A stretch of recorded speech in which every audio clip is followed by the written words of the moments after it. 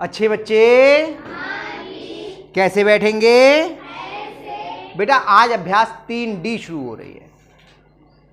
3C तक हमने ये सीखा कि किसी भी संख्या का घनमूल कैसे निकालते हैं और घन कैसे निकालते हैं, 3A 3B 3C में। ये जो अभ्यास 3D है ये आपको ये बताएगी कि इस घनमूल का हम अपने दैनिक जीवन में प्रयोग कैसे करते हैं। तो इसमें क्या है, पूरे व्याख्यात्मक प्रश्न हैं, इनको हम पढ़ेंगे और इसको करने का प्रयास करेंगे। इसमें कहीं ना कहीं घनमूल का प्रयोग होगा या घन का प्रयोग होगा। एक चीज आप और समझ लीजिए, जो जिसको हम शुरू करने से पहले, अगर a पे घात 3 बराबर b है तो a बराबर क्या हो जाएगा, घनमूल के अंदर b। ये हमने आपको पहले समझा रखा है, क्योंकि घनमूल का मतलब क्या होता है, घात 1/3। घनमूल का मतलब क्या होता है, घात 1/3। ये बात मालूम है ना हम लोगों के लिए? तो ये हम लोग पहले कर चुके हैं। अब इसके बाद हम इसके आगे के सवालों को थोड़ा पढ़ेंगे और समझ के फिर करने का प्रयास करेंगे। पहला सवाल है, एक पेटी में सेब इस प्रकार रखे गए हैं कि प्रत्येक तह की प्रत्येक पंक्ति में उतने ही सेब हैं जितनी उस तह में पंक्तियां हैं। पहले इस बात को समझने का प्रयास करो। यानी कि एक तह बनाते हैं, एक तह में हमने बनाई ये सेब रखे हुए हैं। आप ज्यादा भी कर सकते हो, मैंने 4 का बनाया है। यानी 4 सेब ऐसे में, 1 2 3 4। एक पंक्ति में कितने सेब हैं? 4। और कितनी पंक्तियां हैं? जितनी पंक्तियां, एक पंक्ति में उतने ही सेब। और तह भी उतनी है, पहली तह, इसके ऊपर दूसरी तह, फिर तीसरी तह, फिर चौथी तह। तह भी कितनी है? 4। तो अगर हम वैसे देखें तो इस तरह से आ जाएगा, यानी कि इस तरह से बन जाएगा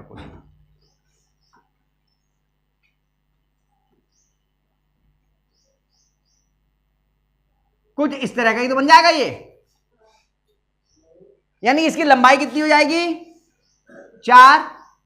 चौड़ाई कितनी हो जाएगी? 4। और ऊंचाई कितनी हो जाएगी? 4। यानी जितने पंक्तियां, प्रत्येक पंक्ति में उतने ही सेब हैं और उतने ही उसके तह हैं। ये तो मतलब हुआ इसका। तो ये कौन सा आकार बन गया? घन। वेरी गुड, बिल्कुल सही बताया लक्ष्मी ने। कौन सा आकार बन गया? घनाकार। और जो इसकी संख्या निकलेगी उसका तरीका क्या है? जैसे हम इस तरीके हैं तो ये गुणा ये, 4 गुणा 4, 4 चौक 16। यानी एक तह में कितने सेब हो गए? 16। और 4 तहें, तो 4 तहों में कितने हो गए? 16 चौका 64। इसका घन तो ही निकालना पड़ेगा हमें। घन निकालेंगे तो इसमें सेबों की संख्या हम निकाल लेंगे। यही तो तरीका होगा। तो इसको करेंगे कैसे ये समझ लो। सवाल, बहुत सारे बच्चे क्या करते हैं कि इस सवाल को सीधे घनमूल निकाल देते हैं। हमें ऐसे नहीं करना है। क्या करेंगे, ये पूछ रहे हैं कि यदि तहों की कुल संख्या पंक्तियों की संख्या के समान हो तथा पेटी में 1728 सेब रखे हों। पेटी में कुल सेब बता दिए कितने रखे हैं? कितने रखे? तो प्रत्येक तह में कितने सेब हैं? प्रत्येक तह में कितने सेब रखे हैं? यानी कि जो हमने ये बनाई थी ना तह, एक तह में कितने सेब रखे हैं? तो एक तह के सेब निकालना तो मुश्किल है, क्योंकि हमारे पास में जो नियम है वो तो पंक्ति निकाल सकते हैं, या एक पंक्ति में सेब निकाल सकते हैं, या तहों की संख्या निकाल सकते हैं। तो पहले हम क्या करें, कोई भी पंक्ति निकाल लेंगे कि कुल कितनी पंक्तियां हैं। तो माना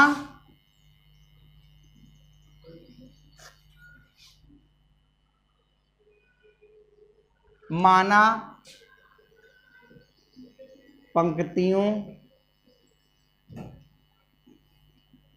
ये तहों कर दें, तह है ना, तह की संख्या बराबर तह की संख्या बराबर क्या मान ले बताओ? ता ही मान लेते हैं। तह है तो ता मान ली, है ना। तो कुल सेब क्या हो जाएगा? ता पे घात 3 ना। कुल सेब बराबर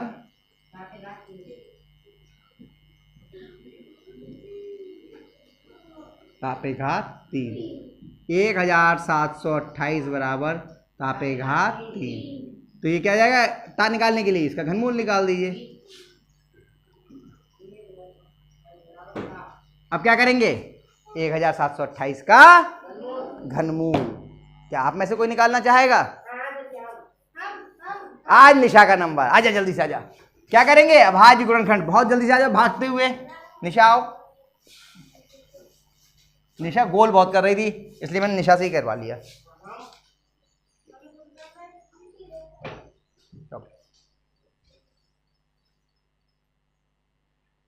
तुम रोज आ रहे हो बेटे? तुम अच्छा, छुट्टी, कल की छुट्टी मारी तुमने?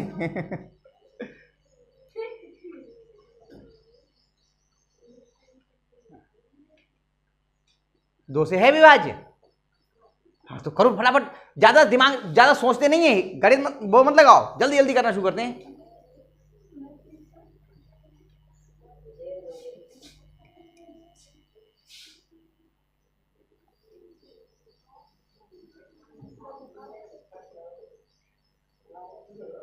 हाँ तेज तेज करो बेटा। हाँ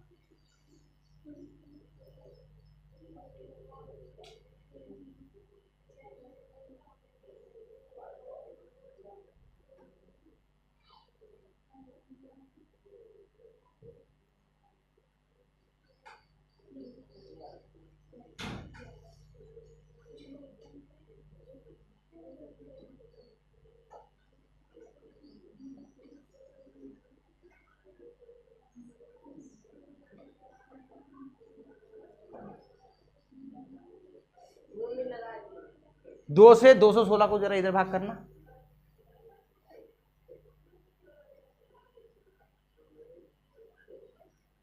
दो सौ सोलह है बेटा।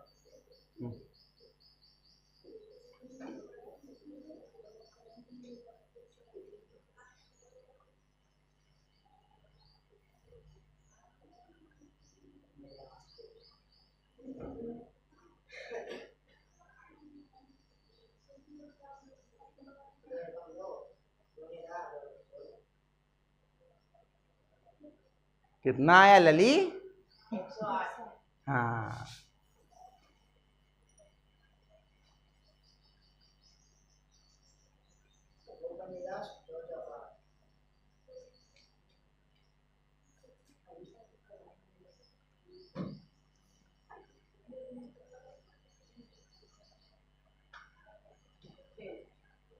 नहीं, 2 से 5 से कहाँ कटे? 2 से कटे, 4 है ना इकाई के स्थान पे, अभी तो 2 से कटे। देखो 2-4 बार करने के बाद दिमाग चकराने लगता है, ये इनका नहीं सबका होता है ये। तो थोड़ा 2 दूनी 4, 2 सत्ते 14, 2 दूनी 4 बेटा।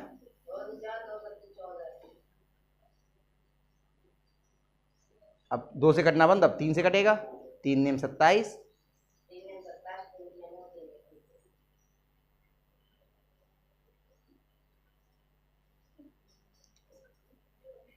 3 तो लिख बेटा इधर। हाँ अब कितनी बार 2 आया, लाओ मुझे बताओ। 6 बार 3 आया, 2 आया। 1 2 3 4 5 6, फिर 3 कितनी बार है? 1 2 3 बराबर 7। अब क्या हुआ कि 3 3 के सेट बना लीजिए, ये बना, ये बना, ये बना, ठीक है। इसमें से 2 निकला, इसमें से 2 निकला, इसमें से 3 बराबर ता 2 दूनी 4 तियां 12 बराबर ता, यानी तह कितनी है उसमें? 12, लेकिन एक तह में से पूछ रहे हैं कितने, तो यानी पंक्तियां भी 12 होंगी और एक पंक्ति में 12 ही सेब होंगे, है ना। चलेगा बेटा, तो एक तह में कुल सेब बराबर 12 गुणा 12 बराबर 144। 12 का वर्ग 144 होता है। अब तो वर्ग का करके आए, वर्गमूल करके आए, घन कर लिया, धीरे धीरे ये सब चीजें याद होने लगी होंगी, है ना। हो गया, तो ये आपका पहला सवाल आपका हल हो गया। देखो 144 ही है उसमें। हाँ, चलो अब अगले सवाल जो हैं, इसमें 2-3 सवाल हैं केवल, और 4 सवाल और 5वें तक है ना। ये सवाल सारे लगभग इसी रूप में हैं, ठीक है। तो आप इनको करने का प्रयास करना सब बच्चे, और कल मैं एक भी सवाल अपने हाथ से नहीं कराऊंगा, बच्चा यहां आके खुद सवाल करेंगे आप लोग जल्दी जल्दी थोड़ा, और अपने आप उस सवाल को बाकी लोगों को समझाएंगे। सब लोग आके मिला लेंगे कि उनका सवाल सही है या नहीं। कल 2 सवाल आप ही लोगों से करवाए जाएंगे, कर लेंगे जी। तो आज इसका अभ्यास कीजिए और कल इन सवालों को यहां करिए, वही टेस्ट हो जाएगा। इसका टेस्ट इस तरह से ले लेंगे इस अभ्यास का, समझे? यहीं पे ब्लैक बोर्ड पे खड़े होकर के आपसे करवाएंगे, ठीक है? चलिए ठीक।